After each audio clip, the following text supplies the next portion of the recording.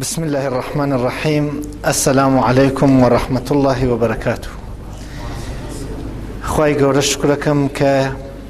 ئەوە عمری پێداین دەورێکی تر مەطلبەکان لە ئەوڵۆ دەست پێ بکەین و ئەلبەتە بە مەوزوعاتی جەدید و 34 مانگێکە حەجمی کار و لە لای خۆمە و کاری کایوسفیش لەولەوە بەعەس بوو مقدارێک فاصلە بکەوێت. ئیساتە الحەمدولله فاصلەکە خەریکە حەزبێت و تێنۆ سەری کارەکەمان دوارە تا هەر زەمانێتەوانمان بێ ئینشەڵڵا دوعای خێر بکەن بتوانین وەزیفەکەمان ئەنجام بێ. بەحسێکە بۆ ئەمشەو لە نەزەرما گرتوێ مقدمەی بەحسی هەفتەی ئایندەس، نە ئەم معرەفیەکەم نە ئەو وەلێ ئەمی تر قەرێ قسەمان لێ کرد خۆی لە خۆیەوە کەوێتە بەرچاو چی. ڕۆژە پیاەکی گەورە لە جێگەیەک و ڕێوە و تەکی ڕەفیقەکانی هاتن گەیینە جێگەیەک بیلا تەژوی کەسیفی بە شەرێک مەدفوعێک وەبانی ڕێوەکە و ئەوان گشتیان لوتیان گرت و ڕایان کرد و ئەنگار تا ئیساتە چتی وایەنە هەرچاو پێ نەکەوتووە جۆرە ڕەفتاریان نەکرد. کاورای گەورە پیایش دانشت لە لای مەدفوعەکە و نەچی و ئەوان چین و ڕوانیان چی ئوستادەکەیان جێماوە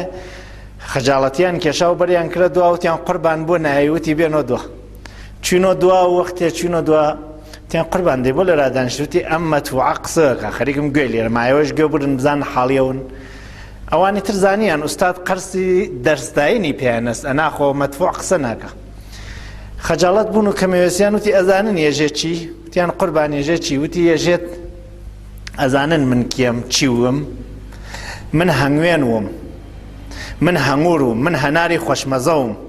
من شتێلێکی باشباشم، گۆشتی پەلەور وم، من کەواوم بەشەر ڕایە کرد و پەلامێدا و نۆوەڕیە کرد من بسێنێ و بمخوا. پوڵی دا و منی سند و خواردی و 2-3 سەعاتێ 4-5 سەعاتێ من ڕەفیقی ئەم بەشەرەومە و ئیسا لێم یاس بووە لەرا منی جێڵاوە خۆی چووە. خۆزگایە من گلەیی بکەم لە ئەو یا ئەو گلەیی بکە لە من ئەو نەقیمەتیوم پوڵێدا لە حەقما چی پێم کردەوە لێم ڕائەکات؟ خەتای کاممانە؟ پیاکان کەمێ تەریق بوونە و کەمێ سەریان کردە خوار و ئیتر هیچیان نەوت و حاڵی بوون بەڵێ هێمە چتی باشە سێنین بەعزێ وەخت خراوتر لە باشەکەی پێکەین. حەقی هەست گلەیمان لێ بکات و ئەمە بەعەس ئەوێت کەمێ بینە خۆمانە بێژین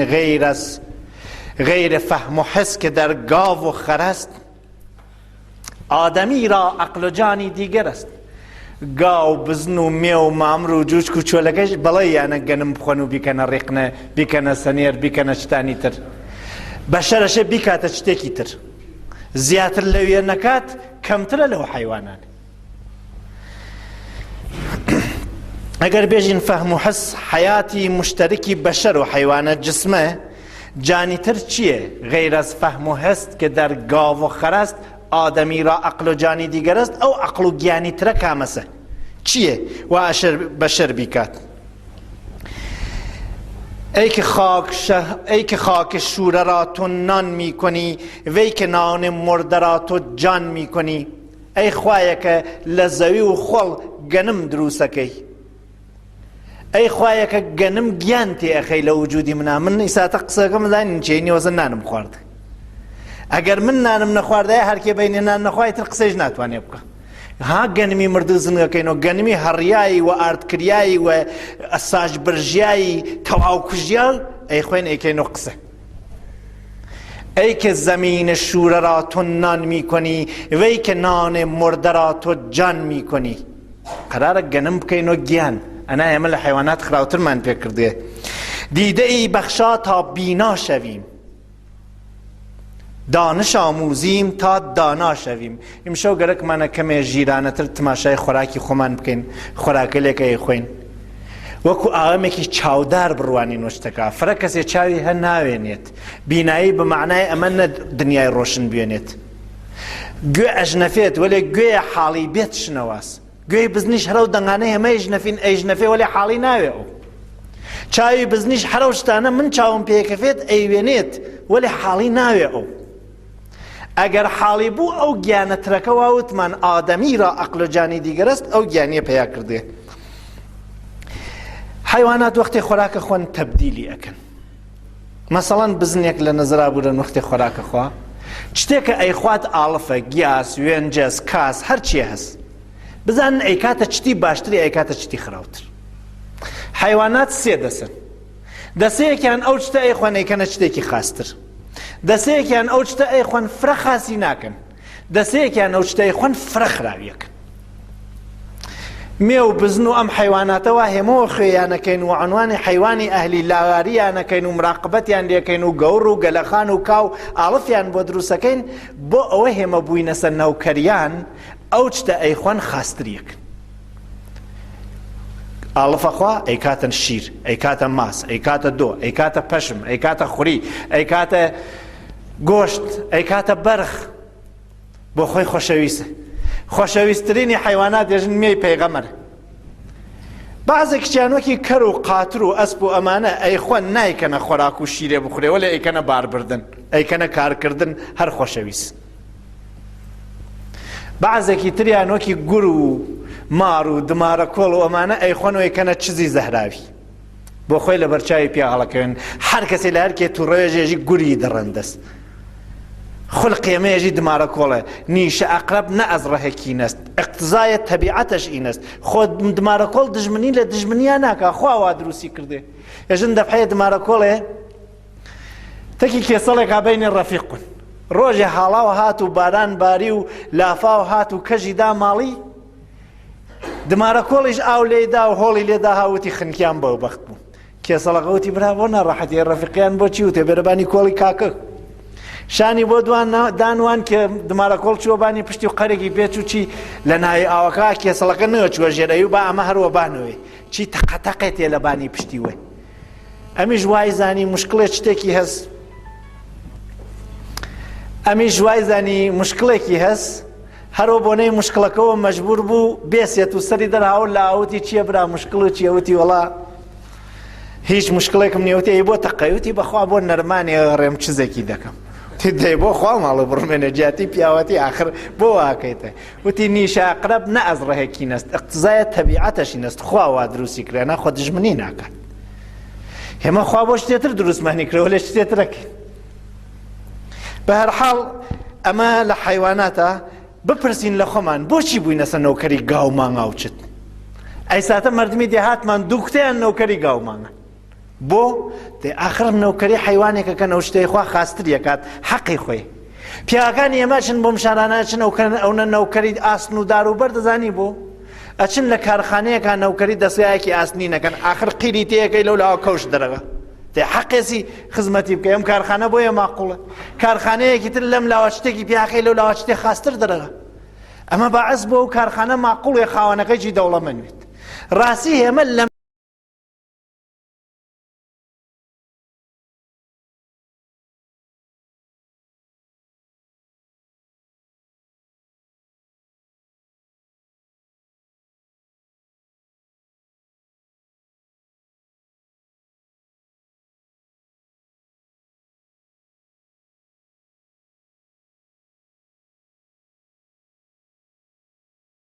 هەر کارەکە سەری لە حیج ناوێتەوە هەر ێژێ ئەشیا ئەم وەزیفەی ئەنجام بووە و ماجرایەکە وەختەی خوێنی تۆ پیا لەزەت ئەوات لەمە حیوانات چ بەڵاغەلێکیان وەسەر تێت و ئیسمی بەشەریەت. لەوێ ێژێ ئینسان تەنیا مەوجودێکە هەر ئەخوا و زایەیەکە و هیچ تەولید ناکە. حیوانەکانی ێژنی قینیانە لە بەشەر دەستیان کرەوەیەکە ێژن عەلەیهی بەشەر هەڵقەیام بکەین. ێژن بۆ ێژن دەی تەنیا حیوانێکە ئەخوا و زایەیەکە بەشەرە. هەرچی حیوانە ئەیخوای کاتە شتێتر. و بوو مارشێش هی نەکات یەکێ لە دانشمەندێ لە ئاعترازەکە لە بەشەر ێژێ بەشەر تەنیا مەوجودێکەوە بێ نیاز مەسرەفەکە. مار تا برسی نوێ ناخوا، مانگا تا تینی نوێ ناخوا،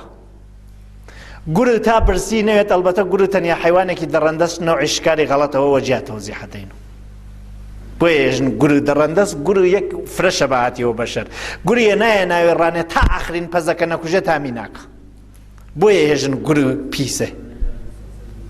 وەلێکانە باقی حیوانەکان شێر وەختێ برسینی ئاهوو بنەبەری دەستی پێوە ناوە ئاهووی شەزانێ کەی شێر ئەخوا. وەختێ شێر برسیوێ ئاهوو لێی ناترسێت، وەختێ تێروێ ئاهوو ئەزانێ لێی ناترسێت.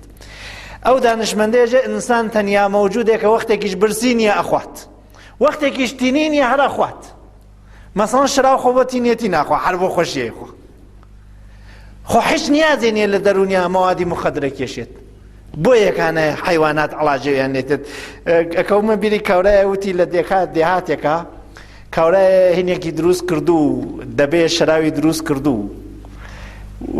وتیان و ماڵ وشکن و شتەکەن ئەمە کەورە بۆ مێگەڕانەوەی ڕاست ماڵ وشکن و شتەکەن بۆ شوێنی بازشتا ئەگەڕێن هۆڵی لێدا هاتووتی و چی بکەم تیانەیە لە گۆڕەکەیان و کاوڕوومیە و چتیان پێ ئاوەدا وتی و بیکەمە نایە ئەمە لەم تاریکای گەڕا نەهێژن شراوە دەبەکەی و پەلە کردو ناوی تیانەکەوتی و لۆ لایکەمەوە دەبەکە بۆ خۆم تا ماڵوشکنیان کرد کەڵگایەکیان بوو لە مەڵا بچی سەر بنێتە دەبە تێر بخۆی ئاخر کەڵگاکە تینی و ناحمێ کەڵگا لە تینە ئای خوارد بەشەر تینی نیەوەی خوا کەڵگا بیخۆیت و لەمە و لە وەختێ دەری گەوڕیانداوەلا چی کەڵگا مێژە شتێتری علاجەوی بێژە کەڵگا سەری دەشتی داوە بەر و شاخی وەژان و هەڵی تۆڕاند و سەرخۆش بوو مردم وتیان و ئەمە چێ وتی و ئاغا وێڵی کەن ئەمە تا ئێوارە ئەمە وەزعێسی وتیان و چۆنتی خۆمەزانم وێڵی کەن وەلێ بەشەر چی؟ بەشەریش خۆراکە خوات بەشەر تا وەختێ وەکو حیوانێت ئێمەش حیوان وەختێ تعریفی مەوجوداتەکەن جەمادمان هەیە نەباتمان هەیە حیوانمان هەیە ئینسانمان هەیە مەلایکەمانە و ئەو ژوور جەماد حرەکەتی نییە و ڕشت ناکا و تۆلیدی مثل ناکا و زیان ناکا ئەم دیوارە هەرواسە حتا ئاخری عەمری نەبات یعنی بووە گیا چاوەڕێن زیاو بکە و هەم بەرز بێ هەم چاخ بێ هەم تعدادێکی زیاد بێ وەختێ بووە حیوان چاوەڕێن لە ڕایچە بچووە بۆ جێوەیەکی تر حرەکەت بکە حەز بکە گوێی وە دەنگەوێ جواوی دەنگ باتەوە مەسەن ئێوە پخ بکەن لە داردا ناچڵەکی وەلێ پخ بکە لە بزنێکدا هاچڵەکی ئەمە حەسی پێژن حس و ئەمێ پێ ئێزافە بوو ئەوێتە حیوان وەختێ بووە ئینسان ئەشێ ئێرادە و تەسمیم و شعور و فەهمی پێ ئێزافە بێت ئەنا ناتوانێ ئینسانوێ ئینسانیشیت ئینسانە وەلێ بێشتر وەکو حیوانە بزنێ بمرێ چەنێ فاتحە خوانی بۆ دانن هیچ مەر خاوەنەکەی دڵی بۆی تەنگ بێ قەرێ بگری ئینسانێکی شێتیش ئەمرێت چون لە حەوزەی ئینسانیەتا فرە ڕشتی نەکردێ فاتحە خوانیەکی فرە درێژ و قەی و قومەڕی بۆ دانانن مناڵی بچکۆلانە باژیری کوێت ئەگەر مناڵی و لە دووسێ مانگانا بمرێت فاتحە خوانی ئیسا فعلەن بۆ دانانن چون ێژن هەنۆز معلوم نەو بێتە چی هەنۆز ئەو ئێرادە و تەسمیمیە واردی ئیجتماع نەوە کە بێتە شەخسیەتێکی ئیجتماعی تا پیا و کێشە بەرەو لای خۆی بە هەر حاڵ ئینسانیش خۆراکە خوات تبدیل یەکات بعضێ لە ئینسانیە خۆراک تبدیل ئەکەن بە ئەخلاق بە محەبەت بە خزمەت بە لاگیری لە خەڵک بە مهرەبانی بە تەدریس ئەمانە وەکو بلا تەجوی مێکان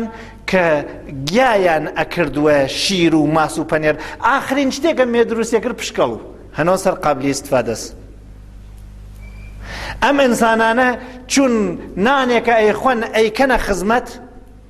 ئەیکەنە محەبەت ئەیکەنە گوزەشت ئەیکەنە ئینسانیەت هەرچێکە خۆن با بخۆن چون حەقی خۆیانە ڕێکی خۆیانە تەمیسی خۆیانە ێژە چون دەرمەعدە شەوەت پاکەت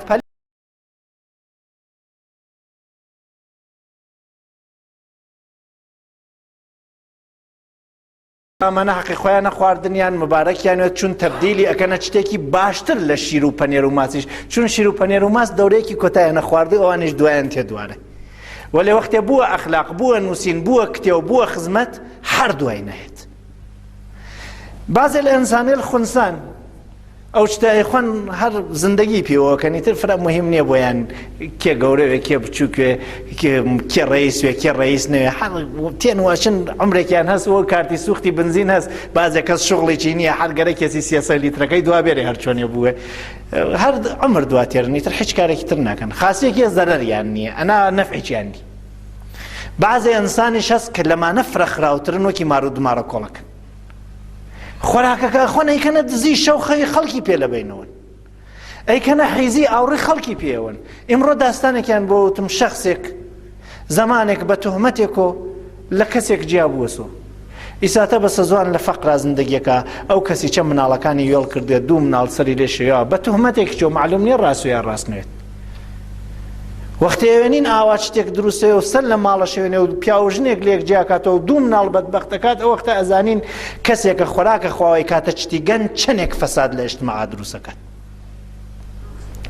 به هر حال وقتی که لزمینه بشریت تماشاکن بعضی لبشریل خوراکی که خون باشتری کن، بعضی که خونسان، بعضی که خاستری کن. اما ام خوراکانه خون بشی معنوی که مولانا خوش توضیح داد و من شعرکی خونمو ایترگل لازمو توضیح چه دینو. معده را خو کن بدان ریحان و گل تا بیابی حکمت و قوت رسول. خریکی خواردن ریحان و گل بون، چون جانور فربه شود لیک از علف، آدمی فربه ز عز است و شرف. حیوان چه خوید لعلف خواردن، بشر چه خوید لفرهنگ، لاخلاق، لادب، لانسانیت. آدمی فربه شود از راه گوش، جانور فربه شود از حلق و نوش. امی چه توضیحات کی؟ معده را خو کن بدان ریحان و گل تا بیابی حکمت و قوت رسول. خوی معده زین کاه و جو باز کن، خوردن ریحان و گل آغاز کن. یعنی ته هر بو جسم خریک مو کمکش بو روح خریک بو که خواردن بنه رلاوه، اخلاق خواردن، دانش خواردن، بگوشکه و بچاو فیربونیش بکره محوری کاره. هر که کاه و جو خورد قربان شود. او انا قروهانیه نکن کاه و جو خون، چون رمان نخوانی تر یا حلال گوشت نیان یا نباید قربانیان بکی. هر که کاه و جو خورد قربان شود. هر که نور حق خورد قرآن شود. قرآن گویاست آرامش آسایش. هر که نوری حق بخواهد قرآن، چون که در تو می شود لقمه گوهر، نن مزن چندان که بتوانی بخور. اجا وقتی تو تیکه خوی ایکیت اخلاق، ایکیت آسایش، ایکیت خدمت قسم مکه، حرب خو، حرب خو، چون خواردنی تو خیر و برکت بو خلق. چون لقمه در تو شود گوهر، نن مزن تا چندان که بتوانی بخور. چون در معده شود پاکت پلید، قفل نه بر حلق و پنهان کن کلید. اگر تو اخوی ایکیت شرنگیزی و دجمنی و فلان تخورو حلق قلف مخو هایش نبرو هرچه که خورده حرامویت. هر که در وی لقمه شد نور جلال، هر چه خواهد تا خورد او را حلال. او کسا چطای خواهی که تا خدمت حلالی کرده. بعضی کسی هر چه که خورده حلال وی، او سا دایی که رولا برو شیرم حلال وی، بعضی دایی که برو رولا لعنه لو شیر خورد. آخر ای کرده چتی خرا و بوی وای پیوته. هر که در وی لقمه شد نور جلال، هر چه خواهد تا خورد او را حلال. کان گدایی کان به جد می کرد او، بهر یزدان بود نه بهر گلو. بعضی کس دندیه الالینو لخلق پولکم پی بچتیک ای وقشن و خلقی تر وکی صندوق قرض الحسنه مزوت لخلق پولاسیان اینا فقیرانی تر. امانه بو خواه خریک نیکن نه بو خویان. اما نور اگر بیان دیتی ور بکردی نیز بهر گلو، ار بو خویشیان بیکن بعضی وقت دی آخر هم نخواه امره.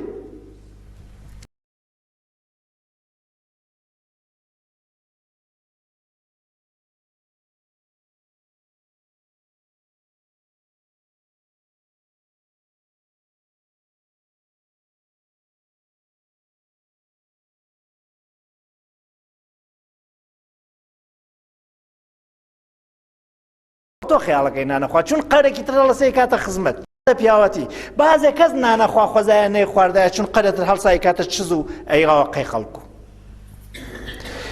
نور می نوشد مگو نان می خورد، لاله می کارد به صورت می چرد. چون شراری که خورد روغن ز شمع، نور افزاید ز خوردش بهر جمع. وکی اوسا چرا مندانه لدیهاتا چرای لامپا و چرای گرسوز و مانا چرا موشی یا شمع. وکی گری شمعکا خریک شمعکا اخوا او ای خواد بیکات النور دیبا بی خوا بوی چرا نفتی تیکن گرم مانکاتو دیبا بی خوا ارنی خواد گرم ناوینو. بوی صوبکان گاز مصرفکن پیا گرم کنو دی حلال یعنی بی خوان پیا گرم کنو. نفتک بخوا و پیایش گرم نکاتو تخوا حرامی نکرده. چرا یک نفتک بسوزینه و دو کلب که بجه و مال فینم کاتو گاز بکاو آمک بکوشه تو خوا حرامی نکرده. دیبرا حل چرا اشیا کم تروین اشیا و خوراکای خوین بیکنه گاز کردن، بیکنه عزیتی خلق کردن، بیکنه بوی گن، بیکنه دو کل. نانخاری را حق گفت است لا تسرفو، نورخاری را نگفت است اکتفو. خواه و تیسی نان خواردن زیاو مخوان لقول جناقی زیاو خوب زنم ناتقی. خواوتی ئسراف لە نان خواردنا مەکەن کەیوتێ ئسراف لە دەرس خوێندنا مەکەن هەر بەحسی ئسراف نییە هەر نەیوتێ کافیە وتێ تا ئەتوانی بخوێنە حتا ئەو جێڕێ هە بخوێنە چون خوێندن هەر نور زیاکات نوریش زیابوو ئارامش زیاوێت سرعەت زیاوێت تەسەوری ماشینێ بکەن شەو لە تاریکیە خەریکە سەفەرەکە ئەسڵ ماشین نەخۆتان چون علم نورە و نەزانین تاریکی ئاغەم نور لە چاویاوێت بیناز نور نەو لە چاویە نابیناز ئاغەمی نابینا لە حرەکەتکردنیا ئەشێ و عنازەی دەسی و عنازەی قولی یا و عنازەی عەساکە ئەتوانێتن بڕوە زیاتر لەوە ئەکەفێت ولی ئاغەمی بینا هەرچیە بیناییەکەی فرەتروێت توانێتن تر بڕوە لە شەوی تاریکی گیاڕەشی بەهارە یعنی تاریکە شەویە و گیاش زەوی گرتوێت هیچ کوێ دیار نوێت تۆ سرعەت 1 متر بێشتر نییە لە 1 سانیە فرێچە 1 متر لە سانیە هەرەو شەوە بێتە مانگە شەو سرعەتی فرەکەی چون نەزانی ناکەوی چراقۆیەک وە دەسوێت ڕایکی پێوەکەی هێمەوە 50 متر نوری چراقۆ ئەتوانین لێرا تا تاران سەفەر بکەین یعنی هەر زەڕەیەکیش نورەکە فرەوێت ئاسایش زیاوێت دەی کەسێکە نانەخوای کاتە نور ئاسایشی خۆی و ئاسایشی دیگەران زیاکات ڕۆژێکیان پیاەک جارێکی بوو ئاریدا و ئاور حەشاری ناوی جارەکەیدا و لەم لاولۆ لاوەگیایە سوزان و پوشیە سوزان و قەرچەیە هات و دووکەڵە چوە ئاسمانە لە جێیەکە پیاکە ڕوانی شەخەڵ و قاڵێکە شتێکی عەجیبی دی ڕوانی مارێکی فرەقەوی لەویانەوە لە ناوی ئاورەکە ئاور دەوری دا حەڵقەکە هەر لەبەرەوە تەنگەوێتە وەکی ئاو هەز وشکەوێ هەر لەبەرەوە جەمەوێ ئەم ئاورە هەر لەبەرەوە پوش ئەستێنێ و ئەسوزێنێ و نێزیکی مارەکەوێتەوە بیسوزێنێ مار سەری لێشەویا و پیاوتی دەستی ڕاکێشاوتی کوڕە بووە کلکتان نەجاتی بووە مار کلکی بۆی هەڵوڕێوەش دەستی دا کلکیا و هاوردی و نایە توورەکەی وتی ئەیوەم لە جێ ئەیفرۆشمە مارگیرێ چتێ پوڵێکی پێدەرتێنم جایژێ شنیدم که گوسپندی را بزرگی رهانید از دست و دهان گرگی شبانگاه کار در حلقش بمالید روان گوسفند از او بنالید که از چنگال گرگم در بودی چو دیدم عاقبت گرگم تو بودی ئێژێ گوریەک خەریک و مێیەکی خوارد پێ گەی و گاڵۆکێک و دای لە گورگەکە ڕەتی پێوە ناو مێکەی برد مێکەوتی ئۆخەی ئەم مەلایکە لە کوێوە گەی منی نەجاتدا و مێی بردەوە بۆ ماڵ و شەوە یەواشی چقۆکەی تێشکرۆ و چووە خوار بۆ گەڵ چووە خوار و مێکەوتی خوا ماڵی ئەوان کا من ومەزانتە فریشتەی نەجاتی و خلاصە شبانگاه کار در حلقش بمالید روان گوسفند از او بنالید که از چنگال گرگم در بودی چو دیدم عاقبت گرگم تو بودی لە دەستی گورەکە دەرمەکرد وەلێ وەختی ورد بوومە گورگە ڕاستەقینەکە خۆتوی ئەسا ئێمە هەر گورگین ساڵەهای ساڵە گورین هەرچێ مێمانەوە خێوکرێ بۆمانەوە بیخۆین دەهێتر چی ئەوە ئەو نەیزانیوە ئەنا هەرچێ مامر لە مرغداریا خزمەت پێکەین بۆسە سەری بوڕین خلاصە مار وە خۆشی خۆشی کلکی دا دەستی کەوراوە کەورایش نا توورەکە بیوا بیفرۆشێ وەلە دەمی توورەکەی لەبیر چوو تنی نەکردو خەریک و ئاوە ڕێغا مار لە توورەکەەوە یەواش هاتە دەر و پێچیاوە دەوری کاورا و دەوری ملی و دەمی بردنایە ئاو بناگوێ بووە پێ وتی کاوراوتی ئاوتی خوا حەزر کە گەرەکمە بووەم پێێت دەی بۆ ئاخر بۆ برا چیم کرد وتی چتە کردێ خلاصە ئەگەر وەسیەتێ شتێک من گەرەکمە پیاوەتی تقا بکەم لەبەرا وەسیەت و شت بکە با قەرزی مردم نەمێنێ وڵاتەوە بمریت و لەو دنیا دەفتەری حەسا و بازەوێ و ڕێگەی عەمەڵ نەما خەجاڵەتی بگرێ فکری خۆ بکە وتی پیاوەتی بێ و مەم کوژەوە ئاخر تا بچین شەرح بکەین برا من پیاوەتیم کردێکی توە لەو ئاگرە نەجاتم دای ئەویشم داستانی مێ زانی باوەڕی نەکردم بە شەرە پیاوەتی کردووی وتی بەخوا احتیاجمان و قەزاوەت نییە من خۆ مەزانم تۆ چکارەی وەلێکانە باش بڕێن قەزاوەت بکەین پیا تەکی مارە هات و چوونە بنی داروەنێ وتی لەم قەسقەوانە بپرسین هەر گەینە لە هەی قەسقەوان چی قەسقەوان هاواری لێبەر بووە وتی ئەم خوانە ناسە هەرچە ساڵە تەوشێقەی دەمەزەر دەکا هەر لە ئەوڵی ڕیشیم تا تەوقی سەرم ئەم گرێ ئەم هەنجنێ ئەمە بەخوا ئەمە حەفکە ڕەدوەی پێوە کەمە وتی برا ئەمە دژمنی وا لە تەکی منە قەسقەوانم قەبوڵنی وتی ئەی چی بکەین وتی بچین بۆ لای دارێتر بچین بۆ لای گیاندارێتر خلاصە هاتن و مەسەڵەن گەینە چەمو ئاو چکانی و چەمو ئاوتی برا بەخوا هەرچی حیوانە وەختێتی نییە تێخوا و ئەڕوا و لێڵی ناکا بۆ حیوانەتەوە لێ ئەمانە تێن ئەدراری تێکەن فڵانی تێکەن بەردی تێخەن لێڵی ئەکەن عەزیەتی ئەکەن لە دار بەڕوویان پرسیوتی وام پێکاش بۆ شەوەکە سەر و ملمە ناتەیەک وە تەورەوە شکێتە گیانم ئیتر گەینە هەرکوێ ئاخرەکەی حیشڕەیەکی بۆ نەماوەتی برا بچین لە حیوانێ بپرسین ئەگەر ئەم حیوانە قسەکەی تۆی تەیید کرد منەوێسم بۆی پێم ئەوژوتی حیوانی دەوروبەری بەشەروێ قبوڵم نی چون بەشەر گشتیانی گۆڵدا حەل لە سەو بیرە تا مامرو چۆلەک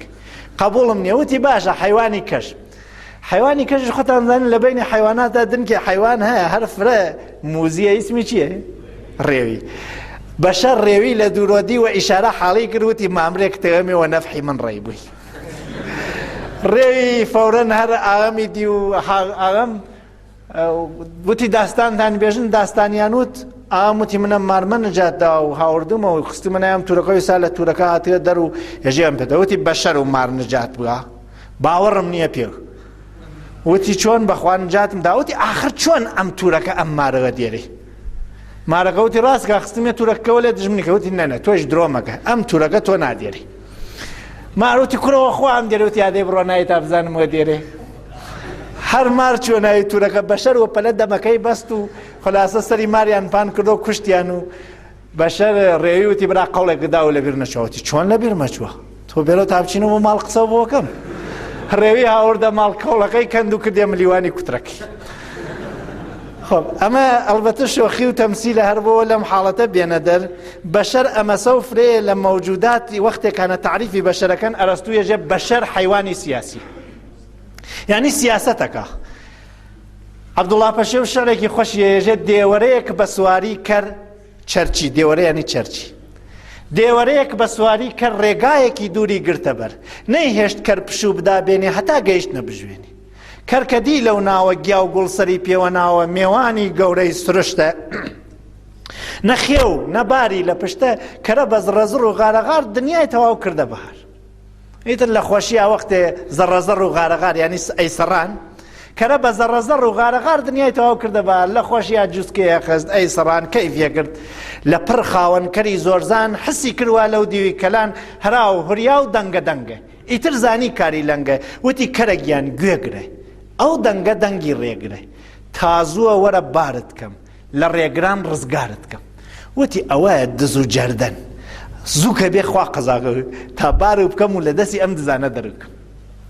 وتی کەرەگیان گوێگرە ئەو دەنگە دەنگی ڕێگرە تازووە وەرە بارت کەم لە ڕێگران ڕزگارت کەم کەردای لە قاقای پێکەنین وتی قوربان هاوڕێ شیرین بارەکەی من لە خۆت بارکە تازووە خۆت ڕزگارکە کە من کەر بم بارەبەر بم کورتان لە پشت گڵبە سەر بم فەرقی چییە کەری تۆم یا هیچرد چه فەرقەیەکات ئەم کەری کێوێت وتیان کەرەکەوە کوڕیەکە بووە وتی دەیبێژم چی بارەکەی من خوار شەسپن چه فەرقەیەکا کەر کوڕی بێ خۆ لەباری ئەم نارنەوە و ناحمەیەکە بارەکەن خلاصە ئینسان حیوانی سیاسیە یعنی تێت فێڵەکات هەروە مارەکەی گۆڵدات بەعزێ لە تەبدیلەکەی چا بەعزێ وەخت گۆڵ و فێڵێک ئەکاتوە ئەوە و گۆڵ و فێڵەوە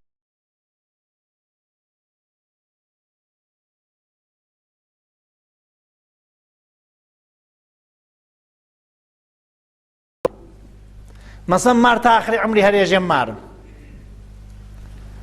بەشەر لوتی ئەرێت ئەیوڕێت شتێکی پێکایەژێ لوتی من بە ئاوم جۆرێت خۆ من نایژم خاسەیە خراوە من حکم نام وەلێ دڵی پێوە نییە لوتەکە خوا لێ خستەوێتە گەرەێکێ لوتێتروی قژی ئەرێت سیخسیخێکاتەوە بەرەوبەن دەفحەیە بەرەو خوارد دەفحەیە کاتە پرچ دەفحەیە وە تێخ لە بن دەری تێرێت دڵی هاپێەوە چتێتروێت خۆلاسە بەر بووە سە خۆی تەنیا چتێ وا لە بەری دەسیا سوحتایەوەرە خوا دەستی لێرا و سەرناتە سەری خۆیە ئەها ئەچینە حمام وە چەپا و ڕاستە ئایەنەی ناوی حمامەکە لوت لارەکەینەوە لە خۆمان چاو زاخکەینەوە لە خۆمان خۆلاسە خۆشمان دێت سەر بنینە سەری خۆم ڕاستەکات ئادام سمیتی ژێژێ ئام ئەهلی معامڵەس مامەڵەوە کاتێکی ڕێویەکە تا ئەوەنە کە باری لە بارگانە ڕەولۆ لایەژە کێ من کەوامەوتەس خۆلاسە فرە لەسەری نەچین لە کتێوی شاهزادە کوچلووە برا ئەم مۆبایلانتانە یا خامۆشکن ئەوە من ئەشی حەل لەبەرەوە پێتانی بوومەوە تێرنی بۆرا خامۆشیکن بازەنگمە لە کتێوی شاهزادە کوچلووە گوڵێک ئەو کتێویی ئەمە دوومین کتێوە لەم جەلسە معرفیەکەم حتمەن بیخوێنەوە نەیخوێنەوە زەرەرەکەن شازادە کوچلو دەوری 25 دقیقە نیم ساعتە خوێندرێتەوە قەلعەی حەیواناتیش فرە تەمەڵون و تاقەی خوێننەوە وەلێ وەقەی ساڵێک لە عومرتانە تەئسیری. شازادە کوچلو یەژێ گوڵێک خەریک و شکایەتێ کرد وتی نازانم بەشەرانە بۆنە بۆ بەخت نییە ڕیشیان نیە هەر سەعاتێ وانە جێوێ آخر ئەو خەیاڵێک رەشێ گشتی وەکی گوڵ ڕیشی بێ و لە ناوی خۆڵاوێ ئەو نەبات و ئێمە حەیوانوین وەلێ واقعان بەعزێ وەختیش بێڕیشی خۆشمان نازانین کام فەرهەنگین کام دینین کام زوانین بگذەرێن تێنە سەری ئاخرین چتیان و ئەمیش نوعی لە حەیوانێل وەکی بەشەرن. مارمەزووکە لە کوردی خۆمانە ئەلبەتە مارمەزووکە ئەنواعی هەیە مەشهوورەکەی ئافتاب پەرست سەمەندەر وە کوردی ژێژینی مامەساقانە لە شارێکە ئەژێت دڵت مەکە بە پشکۆ خۆت بە سەمەندەر دڵ مەکەرە کوورەی ئاسنگەر و خۆیکی بوویتە سەمەندەر کە لە ناوی ئەو کوورە ئازنەی یەکات و بەوبەخت هەر ئەو کوورێکە لە بینی ئەوات. سەمەندەر مەوجودێکە درۆزنە تەنیا حەیوانێکە درۆزنە سەمەندەر چون سوورە 5 دقیقەی تێکی زەرد چووە ناوی گوڵە زەردە خۆیە کاتە زەردەها ئەوسا ججیل و ببیلتان ها لە بیرە ججیل و ببیل بزنەشەل و مێشەل نام ها لە بیرتانە یانە ڕازەکەی ساڵێ بوو ساڵێنە و شوانێ بوو دوو پەزی جێ هەڵاوێکیان مێشەلوێکیان بزنەشەل واتن لە چەمەکە بکەنە ئەووەرە وتیان هەرکێ لەم ئاوەغا ئەدراری کرد کەفی کرد ئەمە بقنێ ئەکاتە ئەوەرە و کەفنەکە ئاوەی وا و بزن کەفی نەکرد و ئاو بردی و دوو بەچکەی بوو ججیل و ببیل و ڕۆژە بزن چوو بۆ کەژ ئەمە فرە خۆلاسەیەکەم و وتی وە بەچکەکانی وتی گوڕ نەیە گۆڵتان بووە ها دەرگای بۆواز نەکەن گوڕ وەکی دایکی خۆیانی ڕازانەوە چوو تەقیدا لە کەلۆرەکەوتی گوانم تەقی شیرم ماوردە دەرام بۆ باسکەن تیان دایکی ئێمە سوورە گورەکە چوو خۆی داخۆڵە سوورەواتەوە تیان دەی دایکی ئێمە زەردە گورچی خۆی داخۆڵە زەردەوە هاتەوە ئیتر داستانەکە توولانیە بیپرسن لە گەورەکانی قەدیم بۆتان یەگەڕێن. بەشەر تەنیا حەیوانێکە لە ناوی حەیواناتە درۆکە مەیمون درۆ ناکە مار درۆ ناکە هیچ حەیوانێ درۆ ناکەوە لە بەشەر درۆکە فرە خەجاڵەتیە حەیوانات مامۆستا ڕەبیعی کتێوێکی هەست بە ئیسمی ئەمە کتێوی سێوم عەلی جەناب گوریل لەوانە بەشەر داوای قەڵنامە و سەنە دەکات لە حەیوانات ێژێەوە ئەسڵ و نەسەبتان وا لە کوێوەر ئەسڵ و نەسەبتان نەز ئادەی ئەسڵ و نەسەبتان بێن ئەسڵ و نەسەب چی ێژێ ئەشێ سابقە و بێ ێژێ هەر کەسێک ڕۆژی ئەوڵی خۆی سابقەیەسی مەسا ئەمە ئیمڕۆی تر سابقەی جەلسەی دەوری دووممانە تەواو دروست بوو ێژێ سابقەی من ئەو کەوڵمەوە هاوە ملیوانەکەی تۆ ئەر من نەوم تۆ چۆن کەوڵی من و کرێسە ملیوان ئەمە سابقە. خلاصە ئینسان تەنیا مەوجودێکە درۆ ئەکات و درۆزنی بەشەر باعث بووە وەختێکانە بەشەرێک و حەیوانێک بێژێ حەیوان حەیوانەکە ئەگەر زوانی بێ و بێژێ بەخواخۆ حەیوانی ڕێکیوێت کە دەلیلەکەی لە جێگەیەکی ترا لە خزمەتتانە یەژمی. ئیساتە گەرەکمە قسمەتی دووەمی عرایزم کە مقدمەی ئەسڵی جەلسەی بعد ئەم قسمەتەسە لە خزمەتتانە شروع بکەم. یەکێ لە درۆلێکە باقی ناکە یەکی لە درۆکانی بەشەرتان بۆ بێژم باکەمە حاڵ و ڕۆحتان بێتە جێی خۆی جال و لا بڕۆینە ناوی بەحسی بعدی. لە ئەم مەرزا بوو بینێ برنج لە عێراقوا هاو بۆ ئێران و برنج فرە هەرزان بوو مردم برنجیانە سند و ئیتر گشت کەسێوە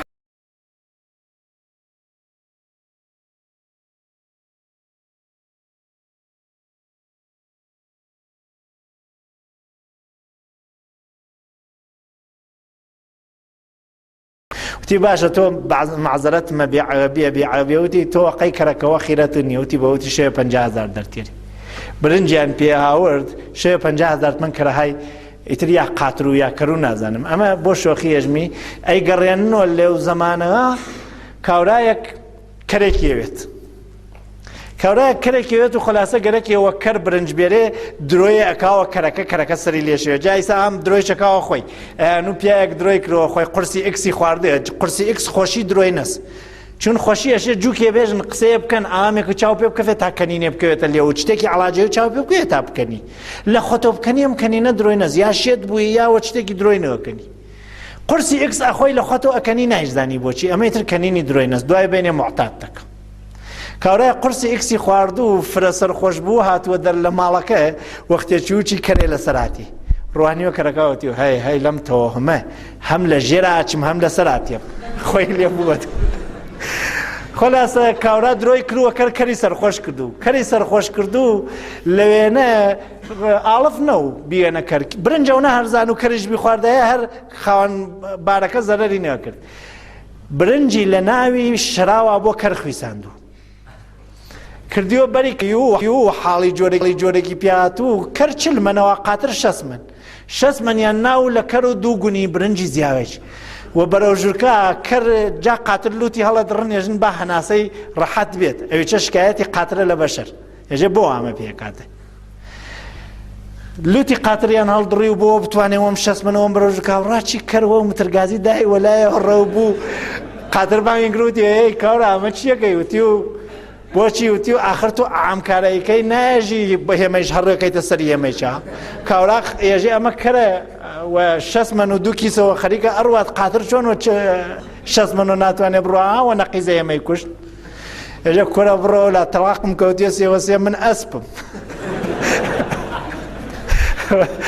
یانی واستری لێشەیە و ناحمێ و بەشەر وا درۆی پێکرد و خۆی لێ گۆڕیا و خەیاڵێ کردی تر ئەسپە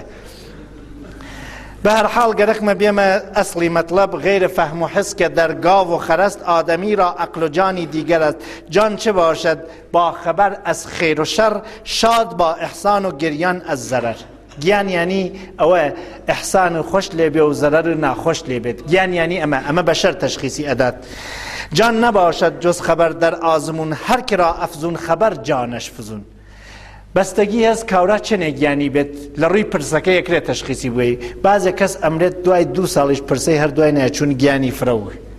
بازێک کەسیش وەکی حیوانێ سەری و ڕنکە لە پاچەکەی چیاوە کناری خیابان و کەس دڵێکی بۆی تەنگ ناوێت چون آخر گیانی کەمووە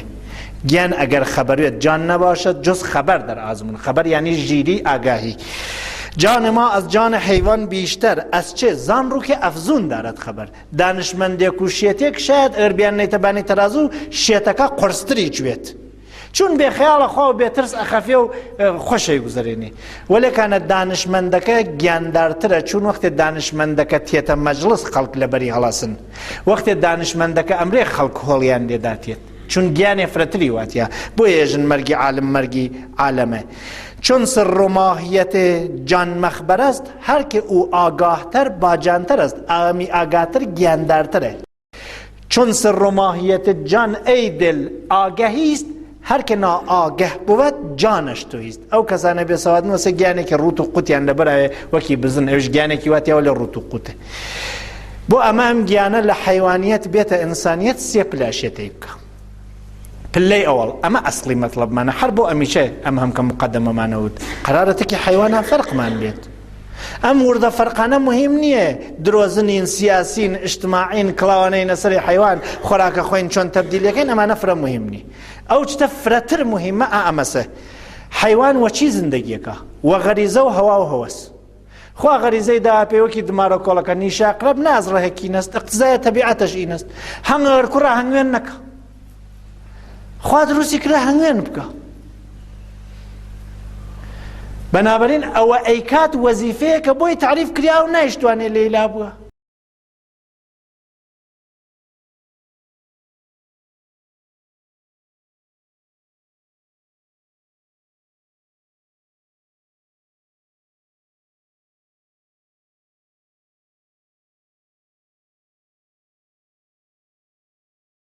تێقینی تێ لە هەر کوێ سەوزێکی خۆش بووە چوای خۆ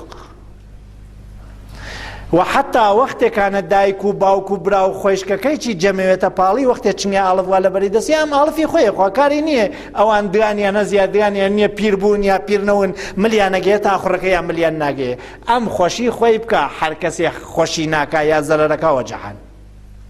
ئەمەژن پێی حیوان موجودێکە هەدەفی ئەمەسە خۆی خۆشی بکە زەرەر نەکا خۆی خۆشی بکات هەرکێ زەرەرەکەوە جەهانم خۆی زەرەر نەکات هەر کەسێ تووشی شەرتێ مهم نی ئەمەژن پێی حیوان ئایا ئاغەم نییە چ خۆڕانێک لە بەریاوێ و حیوانوێت مەواد فرۆشێک بۆ خۆشی خۆی مناڵی مردم ناناتە هەڕ سروەتی ئەو نییە لەوە خەڵک مناڵیان بەدبەخت بوێت دزێک بۆەوە باخەڵی خۆی پڕبکاشێ ماڵی یەکێکی نەوڕیوێت نەفعی ئەم زەرەری یەکێکی تر نییە کەسێکە نۆڕەکە لە نانەوەی یان نانی مناڵێکەوە نانگرتنی ئەم بێنانکردنی نەفەری ئاخر نییە دەی حیوانە با مەقامیکی بێت با چ خۆڕانێکیی بێت با ئیداری چوێت با دەسەڵاتیی بێت با ئاغای فڵانە کەسیی پێبێژن هەرکێوێت هێمە معیارمانە وەکی دەماسەنجێ نێتەقەی ئاموێژە تەویە زیاتەوی نییە وەم معیارە کەسێک خۆشی خۆی وا لە ڕەنجی خەڵکا گوێی نییە بۆ خۆشی خۆی کێ ئەناتە زەل با هەر مەقامێک و هەر ئیسمێک و هەر سەوادێک و هەر لیباسێ لە بەریاوێ بێخەیاڵ مەترسن حەیوانە و بە دەلیلە قەبلیەکان واوتم حەیوان غەریزەس و دەستی خۆی نییە هێمە عەقڵیچمان هەست ئەها نەبات جەماد نەبات حەیوان ئینسان حەیوان حەسی بوو ئرادە و تەسمیمی نەو ئەم ئرادە و تەسمیمی چی هەز ئەم شتیا انتخاب کرێ پس حەقی خۆی خوا بفەرمێت ئەمە حەیوانە بەشک و لە حەیوانیش خواردتر چون چاوی هەست ناوێنێ گوێی هەست ناژنەفێت دڵی هەست حاڵی ناوێت هۆشمان بێت لەم پلا قرارمان نەرتوێ ئەو شۆخیگەلە شۆخیون وەلێ واقعیەتی قەزیەکە ئەمەس پلەی دووم بۆ گوزەر لە حەیوانیەت چون بەشەر بەشێکی حەیوانیە مناڵی ئەمە وەختێ تێتە دنیا حەیوانە شیرەکە خوا خۆشە مەدفوعێکی تێی کات عەسەن بۆی مهم نییە وەبانی قاڵیەکە وەبانی فەرشێکە وەبانی جانمازێکات وە چاکی دایکێکات حەیوانیش واسە ئاڵفە خوا خۆشە لە هەر کوێچە پشکەڵی هاوەیکە کەمەکەمە وەختی ئەم بەشەرە ژیرەوێت جان نەباشەت جز خەبەر دەر ئازمون کەمەکەمە خەوەری پێ ئێزافەوێت تەغیرەکات جان ما از جان حیوان بیشتر از چه زان رو که افزون دارد خبر هل لبرو مناڵە ژیرەوە و گەورەوێ ئیدرارەکەی کنترۆڵەکە مەدفوعەکەی کنترۆڵەکە قسەکانی کنترۆڵەکە کەمکەم مەزانێت لەکوێ ڕەفعی حاجەت بکە کام قسە لەکوێ بکە ئەمە دیارە گیان پێیاکە زیاکە گوزەر لە سەتحی ئەوەڵ بە سەتحی دووم کە ئینسانیەتە ئەمە معیارێسی کەسێ ئەتوانێەوە خۆی بێژە ئینسان گەوێتە ئەم پلێ من نەفحێ بکەم نەفحی هیچ کێکەم نەکات من زەرەرێک نەکەم من لە زەرەرێک خۆم لا بووم زەرەری هیچ کێ زیان نەکات خۆشی من ڕەنجی کەسی تیانەوێت ڕاکردن لە ڕەنج بەرنەهاتە خەڵکی تر ئەگەر کەسێ ئەمێ و دۆخۆی ئەوێتە خاوەنی ئەخلاق ئەخلاق شتێکە کاری وە دینۆنی ئەمە باش بچواتە گوێتانە بڕۆشن بێتەوە چون ممکنە بەعدەن سوال دروست بکە ئەخلاق کاری بە دینۆ نییە وەلێ دین کاری و ئەخلاق و هەست یعنی ئینسانێک ئەتوانێت ئەخلاقی بێ و ئەسڵەن خۆیش نەپەرسێت ئەخلاق رابطەی بینی دوو نەفەر تەنزیمەکات یعنی جۆرێەوە یەکۆ ڕەفتار بکەین من ئاسیب نەوێنم تۆیش ئاسیب نەوێنی حەقی من لەبین نەچوە حەقی تۆش لەبین نەچوە ئازادی من لەبین نەچوە ئازادی تۆش لەبین نەچێت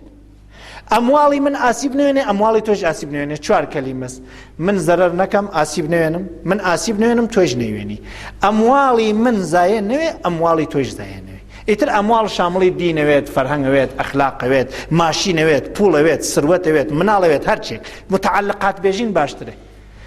من ئاسیب نوێنم تۆ ئاسیب نوێنی متعلقاتی من ئاسیب نوێنێ متعلقاتی تۆش ئاسیب نوێنێ لە کنارێک ئەتوانین وەیەکۆ زندگی بکەین ئەگەر ئەمە بێژن پێی ئەخلاق وەکی چرای ڕاهنمایی و ڕانندگی چرا معیاری ئەخلاقە هەرکی ڕعایەتی بکە بێوەی ڕێوێ و ئاسیب ناگەێنەوە هیچکێ هەرکی ئەو چرا ڕعایەت ناکا یا خۆی ئاسیبی دیە یا خەڵکی تر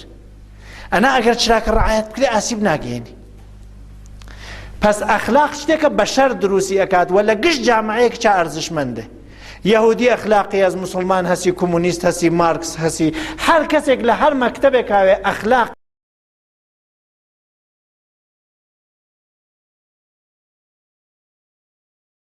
نەفحێ بکەم نەفحی کەس لە بین نەوات زەرەرێ بکەم کرد زەرەری کەس زیان نەکات لە زەرەرێ خۆم لا ئەم زەرەر تووشی خەڵک نەکات لە نەفحێ خۆم لا نەفحێکم گەرەکە زەرەری خەڵکی تیانەوێت دەیادە ئەگەر تۆ وای نەبڕۆیتە نانەوەی ئەتوانی نۆوەڕ بکەی وای نەبڕۆیتە مامەڵە ئەتوانی درۆ بکەی وای نەبڕۆیتەکی ڕێوێکا قسە بکەی ئەتوانی ڕشوە بگەی لە ژێرەوە بیخەڵەتێنی نەخێر ئەمە ئەوێتە ئەخلاق پس ئەگەر قرارە لە حەیوانیەت دوور بکەوینەوە خۆراکێکەکەی خۆی نەشێ بخەینە ئەخلاق ئەمە سەر هەرچێک بخۆی قەی ناکا بیکەیتە ئەخلاق و ئەگەر لەم مەرحەلە ڕەوبووی ئەچیتە مەرحەلەی بەعدی کە مەرحەلەی سێومە ئەسەن نییتە فکری نەفحی شەخسی خۆتا هێژی کام زەرەر بکەم تا تۆ نەف بکەی هێژی تیکەیە کەمتر و برایە زیاتر ئەسڵەن حازری نەفحی خۆ وێڵکەی بۆ کاورا نەف بکە زەرەر بەربوویتە خۆ بۆ ئەو زەرەر نەکە وەختێک گەینە مەرحەلە ئینسان چۆسە مەرحەلەیە بانتر لە خۆی باشە لیباسەکەیکی دڕیاوێ باشە ڕنگ و ڕووی خوجوان نییە، باشە ئەوە ئەشخاڵی بۆ مردم جێوەجێ کردێ هارەق و بۆی گەنی لیباسەکەی لە پاڵی پیادا بنشی ئام عەزیەتەکە، وەلی وەختێ تماشایەکەی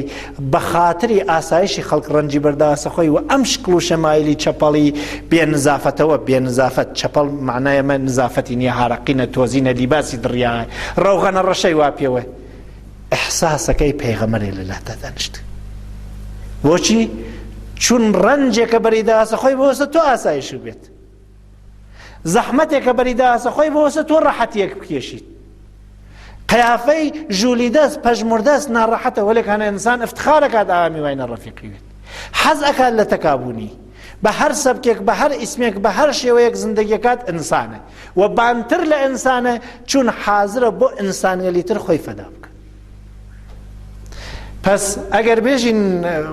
محوەری بەحسی ئیمڕۆمان ئەمە چی و ئامەوە ئەگەر خلاصەی بکەینەوە، حیوانات گشتیان خۆراکە خۆن تەبدیلەکەنە شتێکی باشتر، قەرارە بەشەریش خۆراک بخوات تەبدیلی بکاتە شتێکی باشتر، نەیکات حیوانات ئەتوانن شکاتی لێ بکەن. ئەو شتە باشترەشێ بەشەر بیکات سێ پلەزەشێ لێوە بڕواتە بن. پلەیەکیان ئیسا واتیایە حیوانیەت، ئەشێ خۆراک بخوا بچواتە پلەی ئەخلاق تا خەڵک لێ رازی بوون خۆشحاڵ بوون بێتە ئینسانێک بوونی و نەبوونی فەرقی بێت وەیەکو، هاوسەیەتی ئاسایش بێت، معامڵەکردن تەکیا ئەمنیەتی بێت، بزانی گۆڵ و نا و یەک پلەیتر بڕواتە بان تا نەبوونی بۆ ئێمە بێتە تاریکی وەکی گڵۆب، ڕۆشنایی ئەکات خۆی داخەکات خۆی سوورەکاتەوە خۆی ئەوەرێنێت بۆەوە ئەم مەجلسە ڕۆشن بێت. ئەو نەوێت هێما کەفینە ڕەنجی بەرداسە خۆی لە مقابلەی ئەنەرژی ئەلکتریکیا بۆەوە ئاسایش بەربوواتە ئێمە. ئەمە خلاصەی بەحسەکانمە. من فقط یەکشت بێژم دەفحەیەکیان کەرێکم دی لە ناوی مۆبایلە شەواڵێکیان کردووە پێی و کراسێکیان کردووە بەری فیلمیان لێگرت و ئەچوی ئامێ ڕوانی پێ خیاڵێک کرد ئامێکە بۆ شۆخی واکاتە دەست و قوڵی نازەی چاوتە کرفتە سەری ترەزانی ئام نییە. من ئەیکەمە سوعالی تر ناپرسم تەوزیحی نامۆ خۆزایە مەسخەرەیان وە کەرەکە کردو ئەم لیباسیانە کردووە بەری یا مەسخەرەیان وە بەشەر کردو ئەم لیباسیانە کردووە بەری کرد. ئەمە سوعالێک کوێ با بمێنێتەوە ئینشەڵڵا جەلسەی بعد موضوعێکە قەینا جەلسەکە لە ئەوڵەوتم معرفی ناکەم وەلێ لە جەلسەی بعدا ئینشەڵڵا دەرمەوردی کەسانێکە خەریکن ڕشت لە جامعەی بەشەریا عەکسەکەنەوە، خەریکن ئینسانیەت بەرەو حەیوانیەت تێرنەوە معیارەکانیان شەخسیەتیان چۆنن ئەوانە تەوزیح دەینەوە بەشکەم دابچڵەکێن. ئەم قسەی ساتە من ئەیکەم مدەتێکە قسەم بۆکەن لە نوروژ سوئدۆ زەنگم بۆ نێژن قسەکان گەیڕا لە دوێکە لە دوبەیەوە زەنگیاندا بۆ متیانە قسەکانە گەیەسە دوبەی و خەریکی استفادەی لێکەین. بەشک و ئەم قسە وەختی خۆم نییە و دیارۆ گاز یەکێکیان بیستی بزانێ ئێمە دەما سەنجێکمانە دەما تەعینەکە ئەخلاق سەنجێکمان هەیە ئینسان معرفیەکات با وەختێکانە ڕەفتارەکات بێ ملاحزە نەیکات بزانێ ئەگەر وا ڕەفتار بکە ئێمە تەشخیص هەیەن ئینسانە یا حەیوانە. کەسانێکە بە چەند چت کە لە جەلسەی ئایندایەژمی خەریکن مەسیری حرەکەت لە حەیوان بە ئینسان عەکسەکەنەوە، ئینسان ئەکەنە حەیوان و مەحقوڵی چن معیاریان هەیەن نایەژم کێن چون ممکنە لە جامعەیەکی تراوین نەتوانین ئیسمیان بووین معیارە هەیەن با بناسرێن بەشکەم داشڵەکێن. وەسەلام عەلەیکم وەڕەحمەتوڵڵاهی وەبەرەکاتوه.